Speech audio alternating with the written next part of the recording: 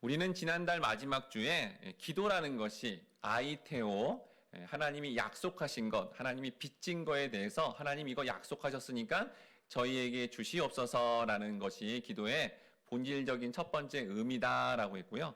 두 번째로 프로시코마이, 즉 지금의 모든 삶의 여건은 하나님께서 영적으로 가장 최선의 것으로 다 주신 것이기 때문에 그렇습니다 주님, 맞습니다 주님, 제게 주신 삶의 모든 여건은 하나님이 주신 것이 맞습니다라고 이렇게 오히려 기도하면, 오히려 그렇게 믿음으로 기도하는 그 반응과 태도 때문에 하나님이 더 우리에게 온전한 응답을 주신다고 나누었습니다. 또한 골방에 들어가 은밀하게 기도하는 것이 어떤 특정한 장소라기보다 본질적인 내용을 담은 정말 주님과 소통하는 그런 온전한 기도라는 것을 나누며, 우리는 주님이 알려주신 대로 기도하라라는 것을 지난달 마지막 주에 나누었습니다. 그럼 오늘은 예수님이 이렇게 꼭 지적하면서 이렇게는 기도하지 말라라는 그 기도에 대해서 살펴보려고 합니다. 성도는 기도를 할 때 무엇을 그러면 주의하면서 기도해야 될까요?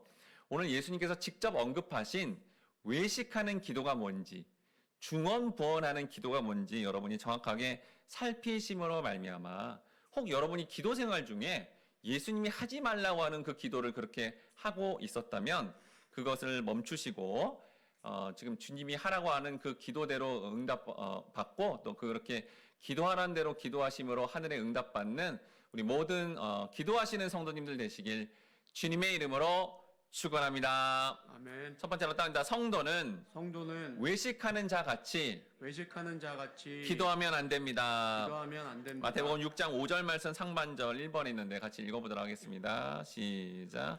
또 너희는 기도할 때 외식하는 자와 같이 하지 말라. 네, 여러분, 우리가 단순히 여기 외식이라는 단어가 다른 사람 앞에 보이기 위한이라는 간단한 뜻이 아니라 더 깊은 의미를 알아야만 이 예수님께서 말씀하신 대로 기도하지 말라라는 것에 반응할 수 있다라는 겁니다. 근데 여러분, 예수님이 이 마태복음 6장에서 기도에 대해서 외식하는 기도하지 말라라는 이 의미를 알려면 그 앞에 구제에 대한 것에 대해서 설명하면서도 거기서 외식하며 구제하지 말라라는 의미를 알아야 이 의미를 정확하게 알게 됩니다. 마태복음 6장 2절 말씀 같이 읽어보도록 하겠습니다. 시작. 그러므로 구제할 때 외식하는 자가 사람에게서 영광을 받으려고 회당과 거리에서 하는 것 같이 너희 앞에 나팔을 불지 말라. 진실로 너희에게 이르노니 그들은 자기 상을 이미 받았느니라. 자, 여러분 보세요. 여기 6장 2절의 말씀과 지금 아까 여러분 읽었던 말씀에 보니까 구조가 내용이 똑같습니다. 외식이라는 단어가 나오죠. 그 뒤에 회당과 거리라는 장소까지도 동일한 개념을 똑같이 얘기하신 거예요. 그러니까 예수님이 지금 두 번에 걸쳐서 똑같은 개념을 강조하고 있다라는 것을 알 수 있습니다. 자, 여러분, 외식하다의 원어적인 의미, 본래적인 의미는 뭐냐면 연기하다라는 거예요. 연기. 자, 뭐예요? 탤런트가 여러분 드라마에서 영화 배우가 연기하죠? 예, 원래 그런 인물이 아닌데 어떤 사람은 되게 착해 보이는 어떤 심성인데 막 악당 역할을 연기하는 거죠. 연기. 그런 연기하다는 것을 바로 이렇게 외식이란 단어라는 겁니다. 그러니까 이 말이 뭐냐 여러분. 하나님의 진짜 의도는 이거예요. 하나님은 이렇게 기도하라, 이렇게 구제하라 라는 진짜 의도가 있는데 그거는 이렇게 제쳐두고 그렇게 하나님이 말한 것처럼 실상은 아닌데 연기하면서 마치 자기가 이렇게 기도하고 구제하는 게 하나님이 일하는 것처럼, 하나님의 뜻인 것처럼 하고 있는 모습을 외식이라고 그렇게 개념 정리를 예수님이 하셨다라는 겁니다. 그러면 이렇게 여러분 연기하듯이 하는 외식적인 구제가 아니라 말씀하신 본질적인 그러면 구제는 무엇을 의미할까요? 마태복음 6장 1절 말씀 2번에 있는데 같이 읽어보도록 하겠습니다. 시작.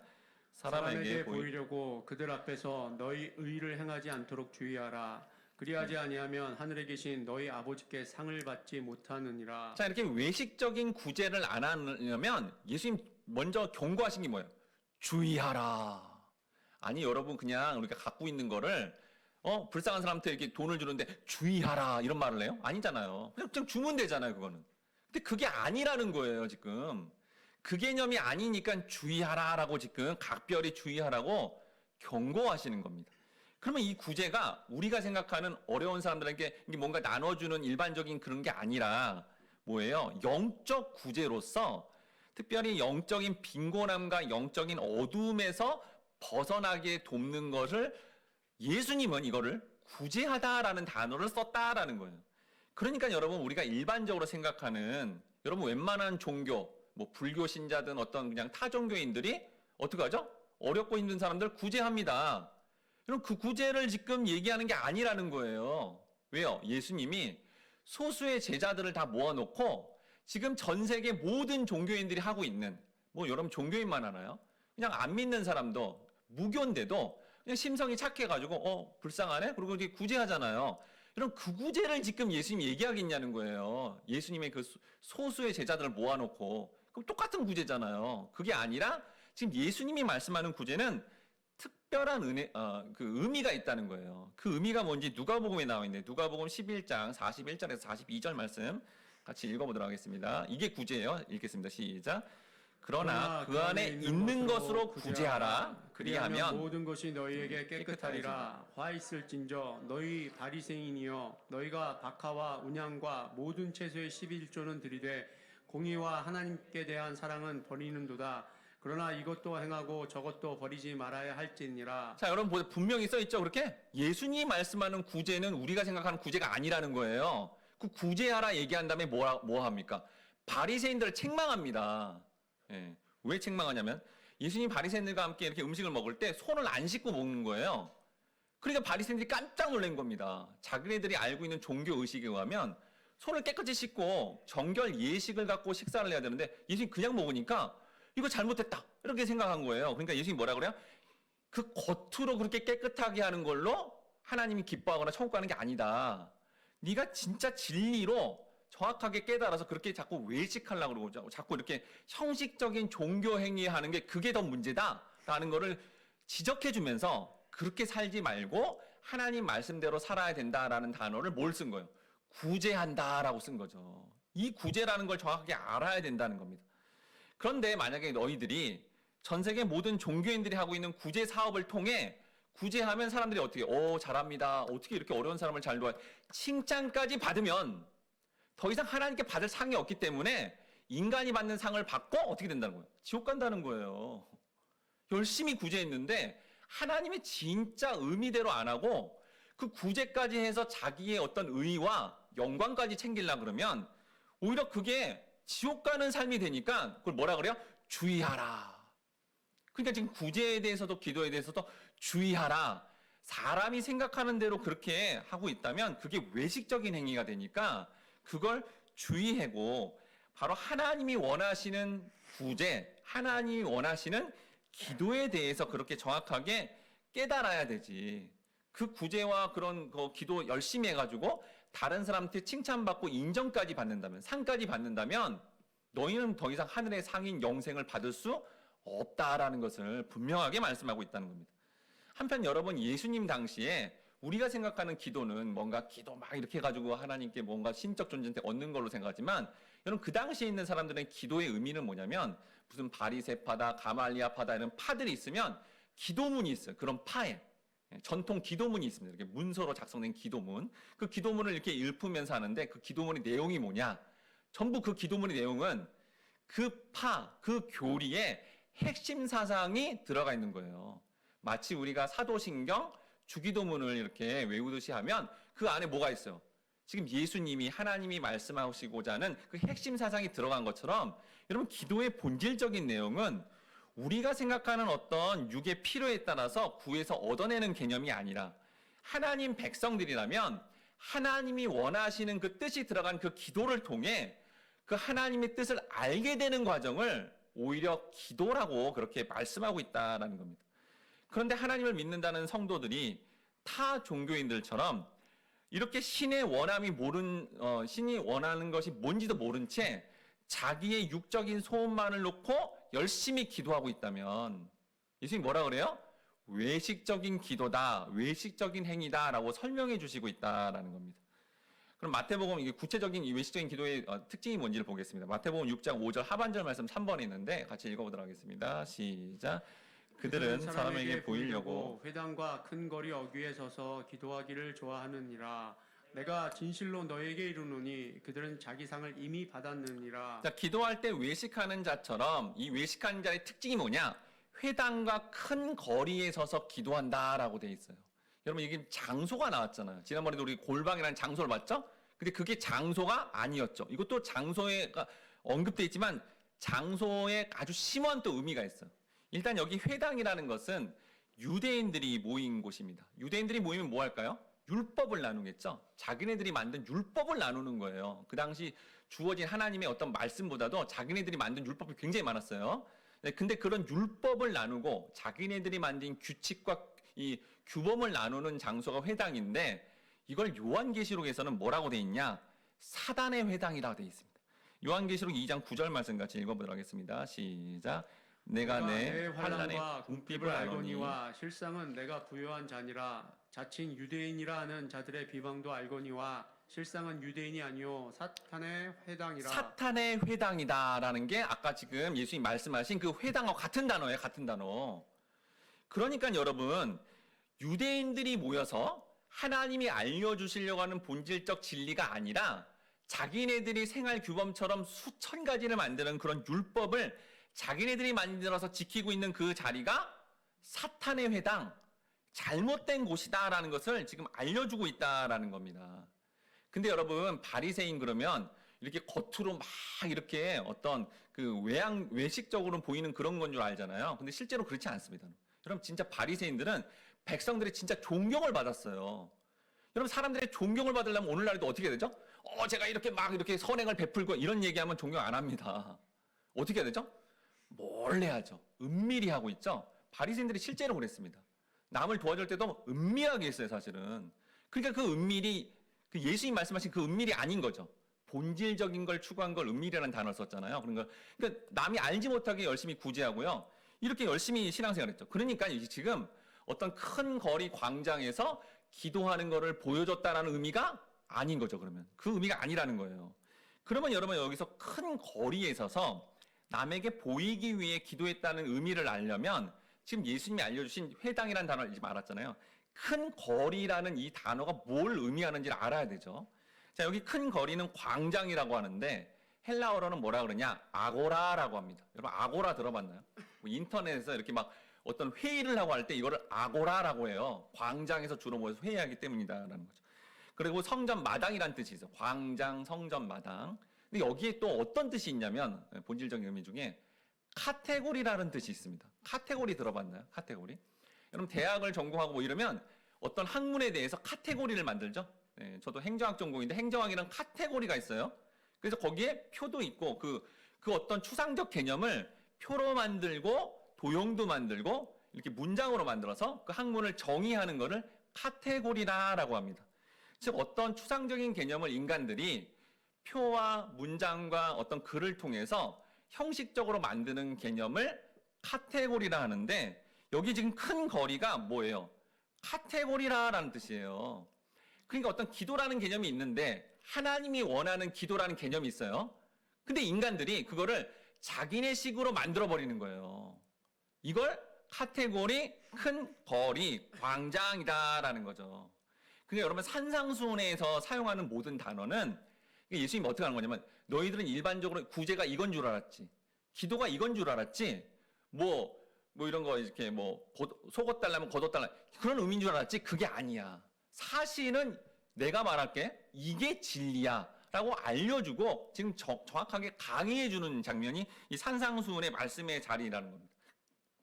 그럼 이런 큰 거리에서 도대체 무슨 일이 일어나길래 또 이런 말씀을 하고 계실까요? 요한계시록 11장 8절 말씀 4번에 있는데 같이 읽어보도록 하겠습니다. 시작.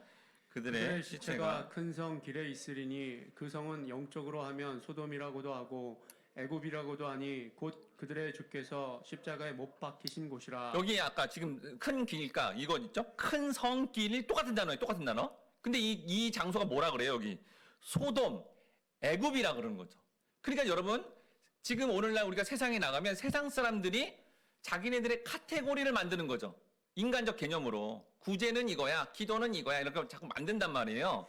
근데 이 만드는 자리에 두 증인이 나와요. 여기 요한계시록 11장 두 증인 누구냐면 이제 그 하나님의 예수님의 참된 진리를 전하는 사람들의 모습이에요. 그러니까 성도를 예표하는 모습이에요.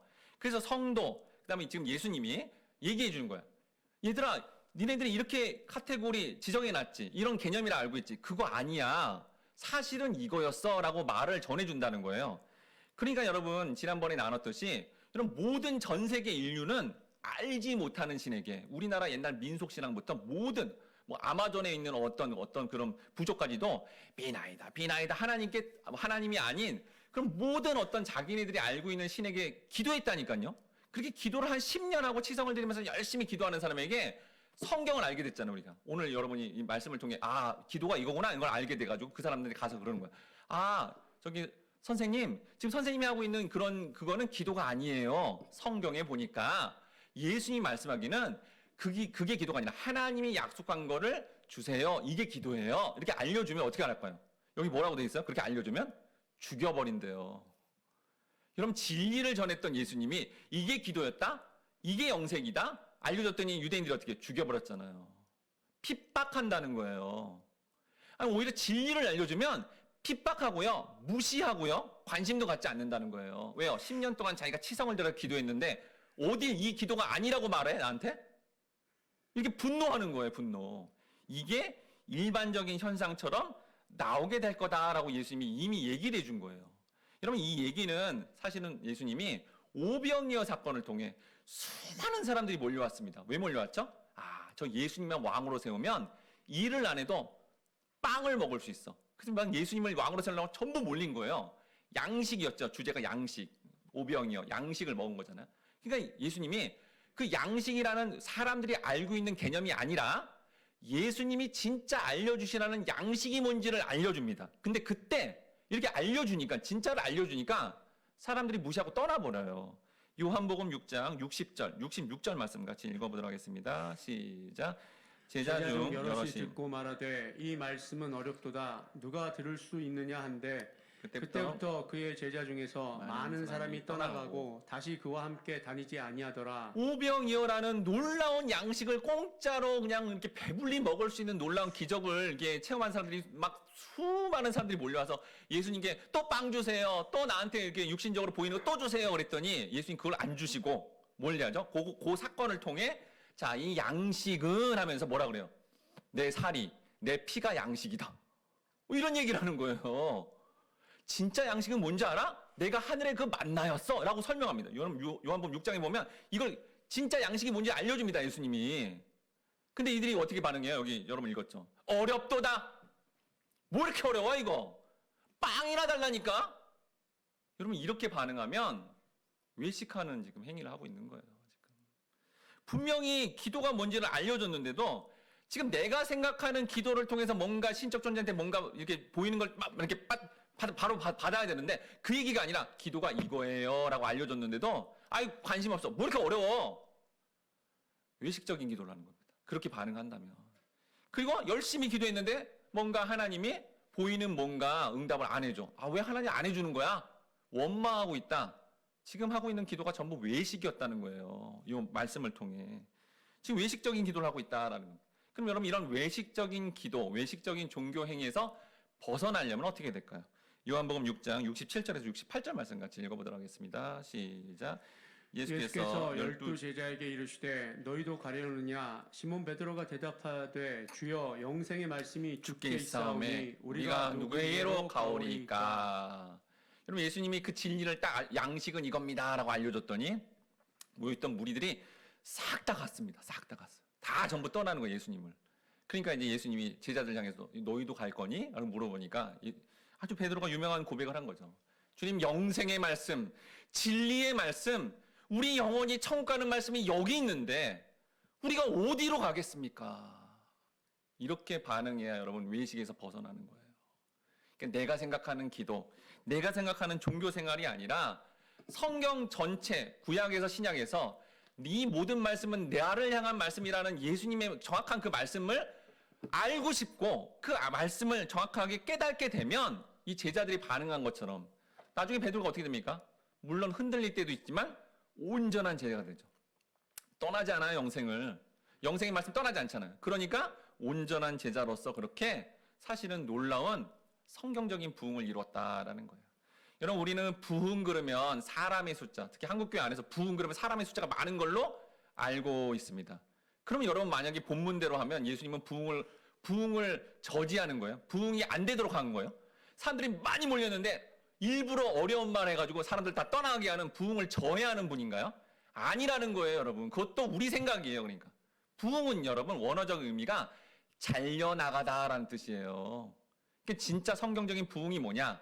내가 정말 하나님 말씀대로 정확하게 반응해서 그렇게 반응하면 우리 안에 옛자가 잘려나가는 거예요. 우리의 욕망이 잘려나가면 그걸 부흥이라고 하는 거예요. 여기 있는 말씀처럼 진리를 선포했는데 진리를 받아들이지 못하는 가짜들이 떠나가는 거, 이걸 부흥이라고 하는 거예요, 여러분. 성경이 오히려. 그래서 예수님이 어떻게 해요? 말씀도 전했지만 겟세마네 동산과 여러 곳에서 열심히 기도하자. 제자들 안에 있는 모든 욕망들이 잘려나가게끔 중보기도 하시고, 그리고 그렇게 열심히 기도하자 진짜 초대교회 때 진리로만 반응하는 영혼들이 세워지며 진정한 부흥을 이루었다라는 겁니다. 우리 바라건대 모든 성도님들이 예수님께서 하지 말라는 이 외식적인 기도를 당장 멈추시고 진리의 말씀대로 예수님처럼 기도하심으로 말미암아 성경적인 부흥을 경험하시길 주님의 이름으로 축원합니다. 두 번째로 따입니다. 성도는 이방인처럼 중언부언하며 이방인처럼 중언부언하며 기도하면 안 됩니다. 기도하면 안 됩니다. 마태복음 6장 7절 말씀 6번에 있는데 같이 읽어보도록 하겠습니다. 시작. 또 기도할 때 이방인과 같이 중언부언하지 말라. 그들은 말을 많이 하여야 들으실 줄 생각하느니라. 여러분, 여기 중언부언이라는 원어적인 의미는 같은 말을 반복하다라는 뜻이에요. 같은 단어를 계속 반복하는 것을 중언부언이다라는 거죠. 그러니까 예수님이 기도할 때 의미나 목적 없이 쓸데없는 말을 계속 반복하거나 뭔가 성과를 얻으려고 계속 반복적으로 강조하는 것을 금해야 된다라는 겁니다. 근데 이 중언부언의 원어적인 의미가 뭐냐면, 왜 이렇게 반복적인 말을 하느냐면 잘 못 알아들어서 반복적인 말을 한다는 거예요. 원어적 의미가 그렇다는 거예요. 잘 못 알아들으니까 반복적인 이런 고백을 한다라는 겁니다. 그러니까 잘 못 알아들으니까 말을 떠듬떠듬 더 듣는다는 거예요. 여러분, 그러니까 이건 주로 누가 하죠? 이렇게? 여러분, 우리 어떤 사람이 그러죠? 잘 못 알아들으니까 떠듬떠듬 하는 거. 어린 아이들입니다. 어린아이. 3살 이하의 어린 아이들은 태어나서 이렇게 못 알아듣잖아요. 엄마가 하는 거, 아빠가 말하는 거, 사람들이 말하는 게 못 알아들으니까 말을 못 하는데, 근데 못 알아듣는 단어 중에 인지를 내요. 어떤 특정 단어에. 어떻죠? 엄마, 아빠, 밥 이러면 이렇게 엄마 외쳐도 자기가 필요한 것들이 막 오거든요. 그러니까 그 단어는 기억을 하는 겁니다. 기억을 해서 어떻게 하죠? 계속 엄마 이렇게 하면 밥도 주고 옷도 입혀주고 응가도 처리해주고 이렇게 해주니까 그 똑같은 단어를 엄마 하는 거죠. 배고파요. 밥 이러면 밥을 딱 주니까. 그러니까 그거 못 알아들으니까 반복적으로 그렇게 말을 한다라는데, 이게 중언부언의 기도라는 거예요. 물론 여러분 초신자 때 그리고 주일학교 갔을 때는 그렇게 해야 됩니다. 네, 뭐 하나님 그러면서 똑같은, 이게 잘 모르니까요, 이 신앙 세계. 그런데 만약에 그가 이제 초신자도 아니고 주일학교 학생도 아니고 이제 어른이 된 거예요. 아까 아주 어린, 뭐 초등학교 전에 그런 아기 같은 어떤 어린 아이가 아니라 청년이 되었습니다. 네, 이제 대학생 되고 뭐 청년 되고 청년이 된 거예요. 근데 이 청년이 엄마 아빠한테 하면서 엄마 핸드폰 사줘, 엄마 자동차 사줘 이렇게 얘기하고 있다. 사주겠습니까? 안 사줍니다, 절대로. 여러분, 그건 안 사주는 거예요, 이제. 그렇잖아요. 내가 청년 됐는데 같은 단어를 중언부언 하듯이 계속 반복한다고 자동차, 핸드폰 이렇게 여러분 외친다고 그게 주겠냐는 거예요. 안 준다는 겁니다. 부모의 수준과 소통이 되면서 대화를 해야 사주는 거죠. 부모님, 제가 직장을 다니는데 이렇게 좀 멀어요. 근데 지금 아직 제가 돈이 없으니까 자동차 좀 사주십시오. 대중교통이 연결이 안 돼 있습니다. 그럼 타당하잖아요. 그리고 소통이 되잖아요. 부모가 이해가 되죠. 그래? 자동차 사줘야겠구나 하고 사줍니다. 이렇게.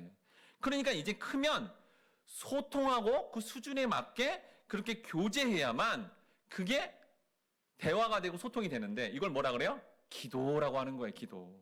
그러니까 중언부언의 여러분 원어가 뭐냐면 로고스예요. 로고스가 뭐죠? 진리죠. 진리.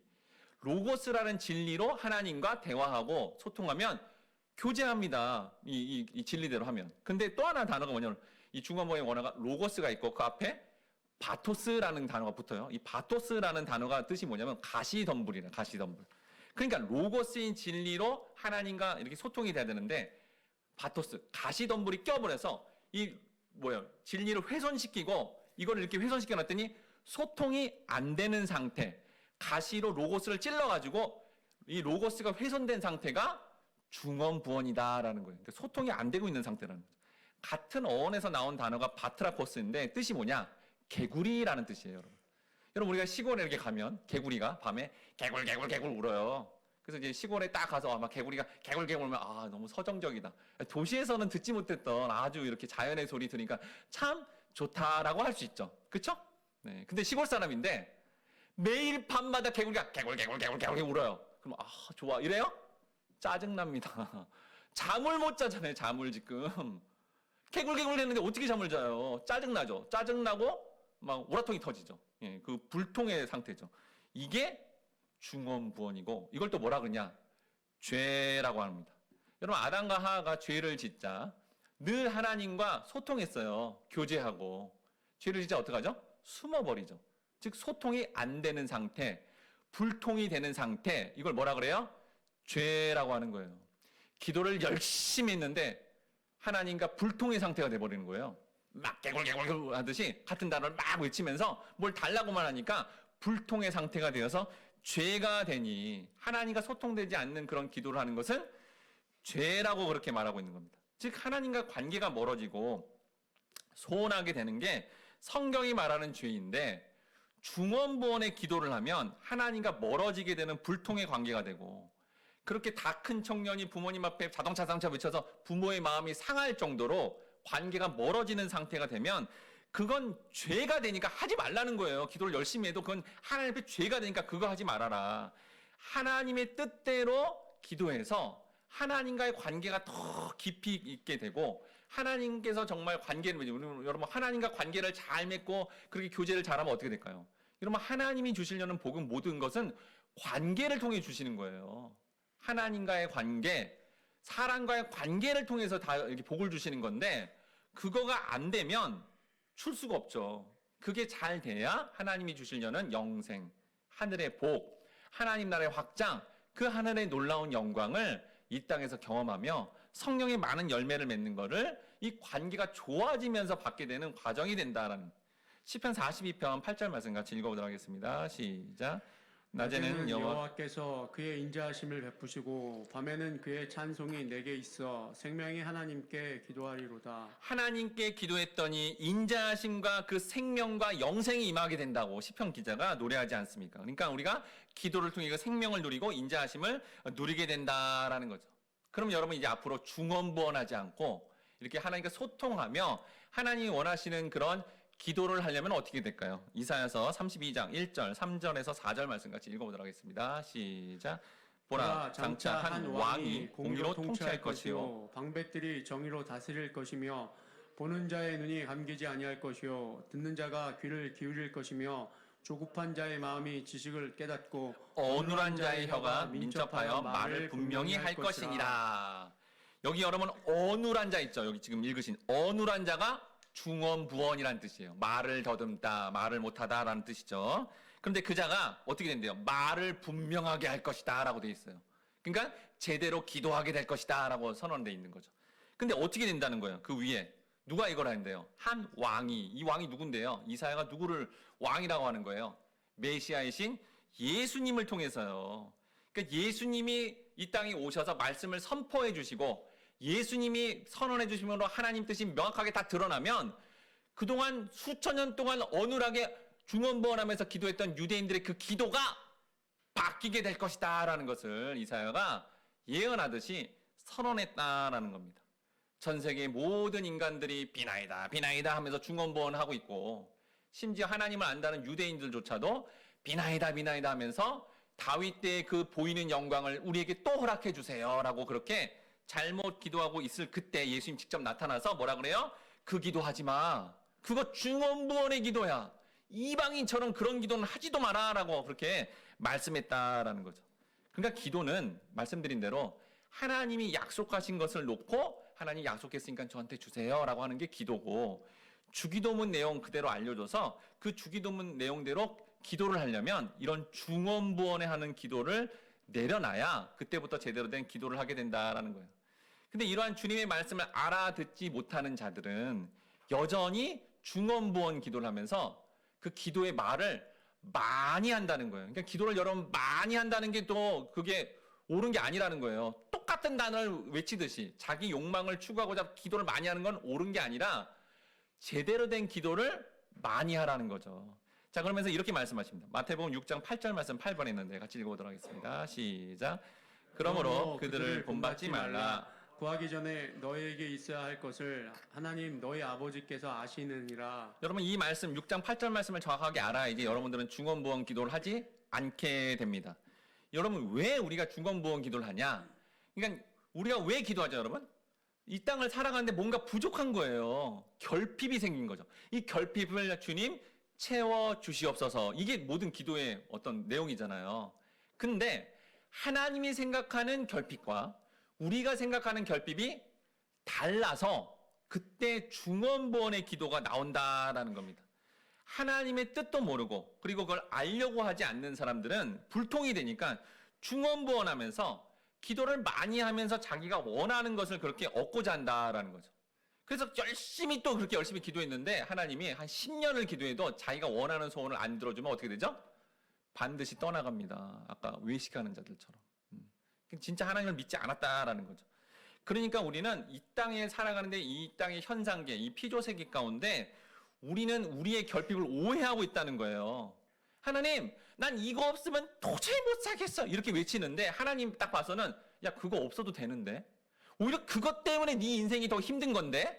이렇게 생각하면 여러분 하나님은 열심히 그걸 놓고 기도해도 안 주신다는 거예요. 그가 선택받은 백성이라면. 대개 여러분 학창 시절 초등학생, 중학생, 고등학생 되는 학창 시절의 자녀들은 꼭 엄마 아빠한테서 이거 없으면 못 살아요 하고 외칩니다. 되게 뭐죠? 핸드폰, 게임기 뭐 이런 거잖아요. 장난감. 이거 없으면 못 살아요. 이거 없으면 밥 안 먹을래. 이래요. 근데 부모 입장에서 어떻죠? 그거 없어도 되는데. 그거 있으면 오히려 네 인생을 망치는데? 하고 안 줍니다. 그래서 안 주는 거예요. 지금 하나님이. 근데 여러분 만약에 여러분 자녀가 학창 시절에 여러분 자녀가 와서 그런 거예요. 엄마 아빠 오늘 하루 종일 굶었어요. 너무 배가 고파요. 어떻게 될까요? 밤 12시라도 바로 밥 차려줍니다. 그렇잖아요. 그가 자녀가 생각한 결핍과 부모가 생각한 결핍이 같으니까 이거 결핍이니까 빨리 채워줘야 돼. 그럼 바로 채워줘요. 그냥 밥 그런 순간 바로 채워줍니다. 그렇잖아요. 학창 시절에 우리 자녀가 12시까지 공부를 하다가 엄마 아빠 볼펜이 부러졌어요. 샤프가 부러졌어요. 공부를 못 하겠어요. 펜이 없어서 어떻게 할까요? 엄마 아빠가 당장 편의점에 가서 바로 사줍니다. 공부하라고. 그렇지 않겠습니까? 그러니까 여러분 사실 아버지 하나님이 생각하는 결핍이 뭔지만 우리가 정확하게 알아서 그걸 놓고 기도하면 그걸 놓고 한마디만 하면 돼요. 어떻게 해요? 볼펜 사주세요. 밥 주세요. 요 한마디만 하면 바로 응답되는 거예요. 근데 그게 아니라 딴 거 깽기 열심히 해봐야 그 기도 안 들어준다는 겁니다. 여러분. 그러니까 아버지가 생각하는 결핍이 뭔지를 알고 기도하는 게 가장 중요하다라는 거예요. 그럼 하나님께 생각하시는 성도의 필수적인 결핍 현상은 무엇일까요? 요한복음 15장 5절에서 6절 말씀 같이 읽어보도록 하겠습니다. 시작. 나는 포도나무요 너희는 가지라. 그가 내 안에 내가 그 안에 거하면 사람이 열매를 많이 맺나니 나를 떠나서는 너희가 아무것도 할 수 없음이라. 사람이 내 안에 거하지 아니하면 가지처럼 밖에 버려져 마르나니 사람들이 그것을 모아다가 불에 던져 사르느니라. 여러분 예수님이 하나님 보시기에 가장 큰 우리의 결핍은 하나님과의 관계, 이웃관계가 잘못되어 있는 거예요. 가지가 떨어져 있는 상태가 되면 어떻게 되죠? 관계론적 구원이죠. 지옥 가게 되는 거예요. 아니 성도라는 사람인데 하나님 자녀라는데 교회를 다니고 신앙생활 한다는데 예배 안 드릴래? 그리고 놀러 가요. 하나님과 관계가 멀어지고 있죠. 이거 지금 시급한 상태인 거죠. 관계가 멀어진 상태로 그렇게 계속 살아간다는 거는 나는 그냥 지옥 가는 존재입니다 라고 자기가 인정하는 거잖아요. 하나님 사람이라는데 맨날 싸워요. 맨날 갈등을 일으키고 다른 사람한테 상처 주고 어려움을 주고 있는 거예요. 그러면서 회개도 안 해. 야, 저러다가 정말 지옥 갈 사람처럼 사네. 이러면 이런 결핍 현상을 보면 하나님 어떻게 해요? 빨리 그걸 응답해주고 싶은 거예요. 그걸 놓고 기도해야 되죠. 자기가 기도 못하면 그걸 보고 있는 가족과 그걸 보고 있는 지체들이 하나님, 저 성도님 저렇게만 가면 안 될 텐데요. 저렇게 놔뒀다 꼭 지옥 갈 사람처럼 사네요. 하나님 도와주세요. 저 결핍 현상 도와줘야 됩니다. 하나님 관계가 좋아지게, 사랑과 관계가 지게 도와지게 도와주시옵소서. 기도하면 하나님 개입하셔서 그 결핍 현상을 반드시 보완하여 응답하게끔 그렇게 역사하신다라는 거예요. 그런데 안타깝게도 예수님 당시의 유대인들은 이렇게 직접 이 말씀의 창시자 되신 예수님 직접 알려주는데도 거부했습니다. 그리고 자기네들이 알고 있는 기도만 한 거예요. 오늘날의 현대 크리스찬조차도 이렇게 정확한 기도의 내용을 알려줘도 여전히 그냥 예 습관대로 하나님과 불통이 되는 그러한 중언부언의 기도를 하고 일반적 사람들이 생각한 그렇게 규명한 카테고리 안에 있는 외식적인 기도를 하고 있으니 오늘날에도 이 말씀이 선언되는 거죠. 예수님 말씀이. 이방인처럼 기도 좀 하지 마. 그렇게 외식하는 기도 중언부언은 당장 그쳐. 라고 선언하고 있다는 겁니다. 왜요? 그거를 멈춰야 무슨 기도를 하는데요? 요 다음 구절에 뭐가 나와요? 마태복음 6장 9절 말씀 9번인데 같이 읽겠습니다. 시작. 그러므로 너희는 이렇게 기도하라. 하늘에 계신 우리 아버지여, 이름이 거룩히 여김을 받으시오며의 주기도문을 드디어 할 수 있는 거예요. 그러니까 여러분, 우리가 주기도문의 내용에 관심도 없고 그리고 주기도문 내용대로 기도하지 않은 채 맨날 초신자와 주일학교학생처럼 뭘 달라달라 기도만 했다면 그 기도 멈추십시오. 이제. 그리고 진짜 원하시는 주기도문의 내용이 뭔지를 정확하게 알아 이렇게 기도한다면 여러분, 예수님이 기도한 게 다 이루어졌잖아요. 그 놀라운 응답을 받게 된다라는 겁니다. 그래서 우리 공동체에서 예배 드릴 때 어떻게 하죠? 맨 끝에 주기도문 내용을 제가 알려주고 있잖아요. 여러분, 주기도문의 내용이 총 7가지가 있는데 그 내용을 지난번에 이제 보니까 한 7시간을 강의할 수 있어요. 그 내용이 심오합니다. 여러분, 간단하게 되어 있는 거 있잖아요. 그 내용이 심오해요. 그거를 여러분 조금씩 알려주면서 뭐 하라는 거예요? 외식적인 기도, 중언부언의 기도 내리시고 지금 예수님이 알려준 대로 우리가 기도해야 된다라는 것을 알려주고 있는데 여러분, 예수님처럼 기도하여 하늘에 응답받는 또 예수님처럼 기도하는 신앙생활을 앞으로 그렇게 하는 기도생활하는 여러분 모두가 되시기 바랍니다. 우리 이 시간 예수님이 알려주신 주기도문송 함께 찬양하며 주님이 하지 말라는 기도는 멈추고 주님이 하라는 기도를 온전히 드림으로 응답받기를 함께 같이 다짐하도록 하겠습니다.